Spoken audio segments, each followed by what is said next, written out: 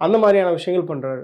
குறிப்பா வந்து இந்த மேடைகள்ல ஏன் அவர் வந்து அந்த மேடை ஃபுல்லா தனதாக்கிக்கிறாருன்னு நான் சொல்ல வரேன்னா, அந்த மேடையில வந்து ஒவ்வொரு விஷயத்தையும் அப்சர்வ் பண்ணும். ஒரு மேடையில என்ன நடந்தாலும் ஒவ்வொரு விஷயத்தையும் பார்க்கிறவர்கள் வந்து மேடைக்கு கீழ இருந்து பார்க்குறவங்க எல்லாரும் அப்சர்வ் பண்ணுவாங்க.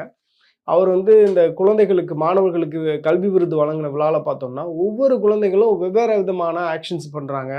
அவங்க தான் பண்றாங்கன்னா, அவங்க கூட வந்து அவங்க தாய் தந்தையே வந்து விஜய அவ்வளவு நேசிச்சு, அவங்க வந்து ஏதாவது ஒரு விஷயம் அன்பா கேட்குறாங்க. அந்த மாரி நெறைய பண்ணிட்டு இருக்கிறாங்க. அப்ப பக்கத்துல வந்து புஷி ஆனந்த் வந்து ஒரு குழந்தைய தடுக்கிறாரு. "வேகமா போம்மா" அப்படின்னு சொல்ல முயற்சி பண்றாருன்னு வச்சுக்கோங்களேன். அந்த இடத்துல கூட விஜய் வந்து கான்ஷியஸா அ புஷி ஆனந்த தான் கைய புடிச்சு தள்ளி விடுறாரு. ஏன்னா அப்படி செய்யக்கூடாதுன்னு அவருக்கு தெரியுது. ஸோ இந்த மேடைய எப்படி தனதாக்கிக்கிறது அப்படின்றது ஒரு அரசியல் தலைவருக்கு முக்கியமான ஒரு விஷயமா நான் பார்க்குறேன். ஏன்னா, ஒரு சின்ன சின்ன விஷயங்கள் கூட விமர்சிக்கப்படும் அப்படின்றது இன்னைக்கு நம்ம